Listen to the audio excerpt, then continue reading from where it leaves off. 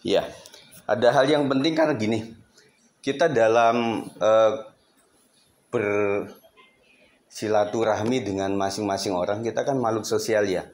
Gak mungkin kita duduk bersama tanpa ngomongin orang lain. Itu nggak mungkin gitu ya. Jadi pasti ada lah. Terus kalau nggak, masa saya ngomongin kamu, kamu ngomongin saya, kan nggak. Pasti ada objek ketiga. Nah, tetapi yang perlu saya sampaikan begini. Untuk menghindari gosip ya, saya catat di sini. Karena gosip nggak boleh, kalau ngomong tentang orang pasti harus. Saya pun khotbah pasti cerita tentang sesuatu, ilustrasi atau apapun. Nah, yang dijaga apa?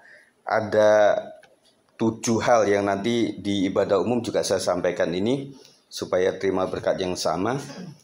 Yang pertama adalah ceritakan ketika sumber cerita meminta. Saya punya ini nih, gimana? Makanya saya suka gini kalau misalnya jemaat cerita tentang sesuatu, boleh nggak Pak Abu kalau misalnya ini kita sharingkan di kelompok doa kita untuk didoakan? Oh nggak usah Pak Gem, ya udah saya saja.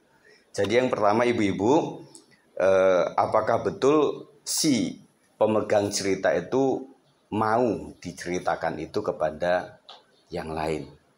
Itu ibu-ibu ya. Nah misalnya ada keluarga nih cerita, adik, kakak, keponakan atau apapun, atau om atau tante. Om boleh nggak kalau misalnya keluarga besar kita tahu? Harus begitu. Yang kedua, bicarakan sebagai materi penanganan jika kita memiliki dudukan sebagai pemimpin atau yang bertanggung jawab. Iya. Jadi kedudukan saya sebagai gembala harus dong membahas tentang orang lain, karena kan jemaat penanganan saya. Nah kalau ibu ini cerita tentang seseorang, ada nggak tanggung jawab itu untuk menceritakannya? Gitu ya. Kalau keluarga besar ada tanggung jawab itu, karena ya ini keluarga kita yang harus kita tangani. Tetapi kalau keluarga orang, ya kita maaf nggak punya kedudukan itu, apalagi cuma tetangga, satu marga juga enggak misalnya gitu ya. Jadi yang kedua, kita harus mendudukan diri. Kalau kita sebagai pemimpin tentunya harus. Kalau kita sebagai kakak untuk adik-adik kita harus. Tetapi kalau seorang keponakan cerita tentang omnya belum tentu itu sesuai dengan dudukannya. Nah begitu ya.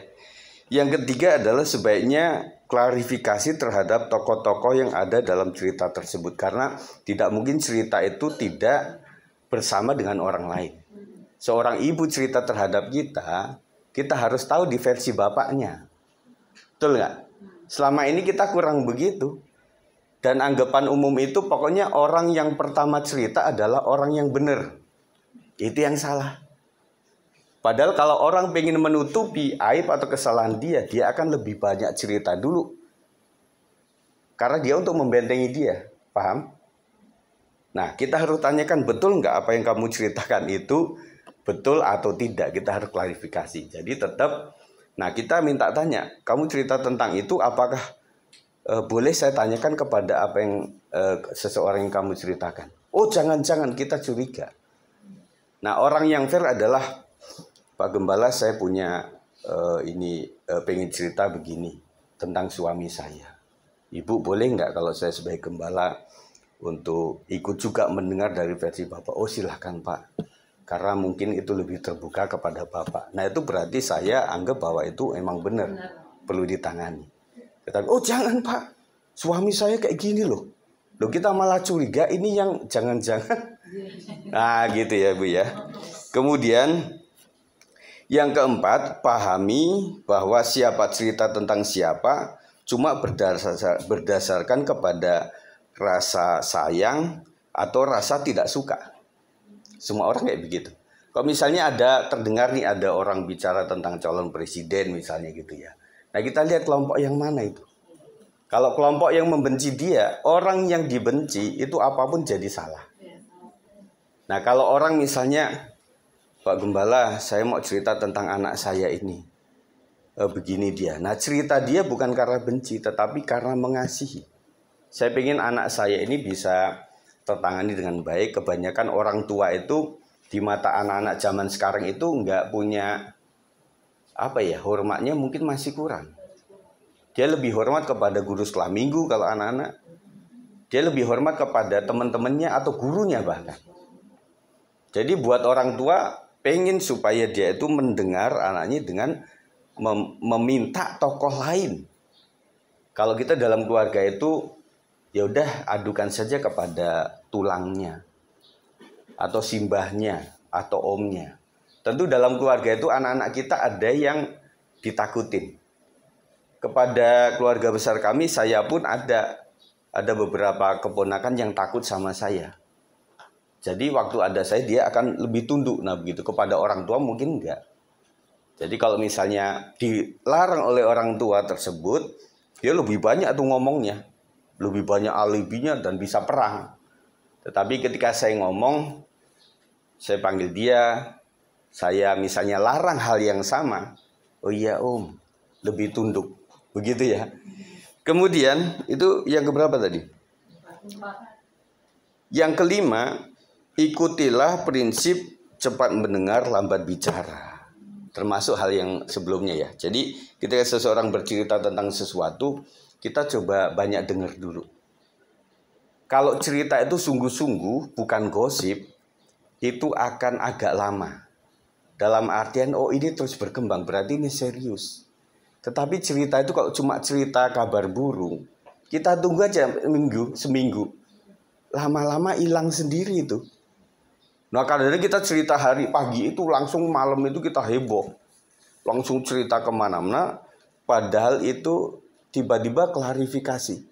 Ceritanya nggak gitu. Tetapi udah kadung itu menyebar. Nah politik di Indonesia itu kebanyakan dia menyebarkan yang kabar hoak atau kabar yang tidak benar. Tetapi kalau itu setiap hari dilakukan itu menjadi sebuah kebenaran. Ketika sang tokoh sudah mengklarifikasi melalui TV, media, nggak ngefek. Karena rakyat di root bawah itu sudah menilainya seperti itu. Nah itu bahayanya di situ. Nah makanya mesti kita coba redam dulu, benar atau tidak.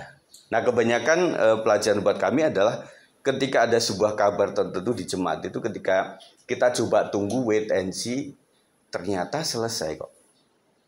Coba kalau apa-apa langsung ditangani, bisa jadi memang belum seserem itulah, kira-kira begitu. Itu yang kelima ya. Yakobus 1:19 tadi kan sudah dibahas mengenai sebaiknya kita itu adalah cepat untuk mendengar dan lambat untuk berkata-kata, dan juga lambat untuk marah. Yang keenam, apa untungnya kita membicarakan itu? Nah makanya orang itu mesti rajin nyuci, rajin masak, rajin usaha, rajin melakukan apa-apa supaya enggak iseng. Ibu-ibu kalau di rumah enggak, ya anak kerja semuanya pasti nenangga kan. Kalau nenangga enggak bisa, zaman medsos ini WA grup lah. Akhirnya ya udah grup keluarga yang di Medan, kita tanya ini, tanya itu, cerita ini, cerita itu, sehingga membuat berkembang begitu loh. Ya. Jadi memang betul si Daud saja dia jatuh dalam dosa karena iseng. Orang lagi perang, dianya santai-santai di lantai atas. Seharusnya dia memimpin perang lah begitu. Nah makanya ibu-ibu sekalian, mari di wanita ini kita akan lebih banyak kan bisa hadir, kita buat sesuatu. Jadi nggak cuma ibadah terus, kadang-kadang kita coba praktekkan masak atau tata rias. Yang begitu ya, jadi membuat nah coba kita lihat nanti kalau misalnya di Korwil itu ada satu kegerakan yang bisa kita hadirkan di sini juga bisa kan. Jadi membuat kita nggak iseng gitu loh, gini-gini aja, akhirnya ya pulang-pulang kita menggosip begitu ya. Itu. Yang ketujuh adalah berusaha membicarakan yang berguna dan membangun. 1 Korintus 14 ayat 26 mengatakan, jadi bagaimana sekarang saudara-saudara, bagaimana kamu berkumpul, hendaklah tiap-tiap orang mempersembahkan sesuatu, yang seorang pemazmur, yang lain pengajaran atau penyataan Allah, atau karunia bahasa roh, atau karunia untuk menafsirkan bahasa roh, tetapi semuanya itu harus dipergunakan untuk membangun. Hal-hal rohani aja harus tujuannya untuk membangun. Orang bahasa roh kalau tujuannya untuk tidak membangun juga bisa. Ya apa-apa pakai bahasa roh, kesaksian bahasa roh, Orang kagak ngerti dibangun apanya. Orang Tuhan aja dalam Alkitab bilang apa? Kau bisa misalnya berbahasa itu, tetapi lebih baik kalau kamu bisa menerjemahkannya. Nah kita bahasa roh, kita nggak tahu cuma membangun diri kita loh. Makanya bahasa roh itu kayak itu saja, tetapi yang membangun diri kita yang dibangun. Tidak selalu orang lain, meskipun ada juga dampak itu. Tetapi kata Alkitab, daripada bahasa roh mending nubuat yang bisa membangun orang. Tuhan akan memberkati engkau. Kayak doa Yabes, kiranya, kan gitu ya. Termasuk doa berkat. Itu lebih membangun. Daripada waktu cuma mau pulang saya berbahasa roh, nggak jelas ini. Apa kemudian orang pulang. Mending doa berkat yang jelas-jelas. Diberkatilah buah kandunganmu, diberkatilah usahamu, diberkatilah keluar masukmu, diberkatilah anak cucu, menantu, cicitmu, diberkatilah kesehatanmu. Itu lebih jelas dan lebih kita bisa terima. Gitu ibu-ibu ya, itu saja yang menjadi saya tambahkan di sini. Terima kasih Bu Gembala. Dia kalau saya video nggak mau. Jadi ya sudah, padahal bagus bahasanya ya. Bagus nggak ibu-ibu? Bagus ya, ya puji Tuhan. Nanti akan diulang-ulang lagi. Puji Tuhan, itu saja saya sampaikan.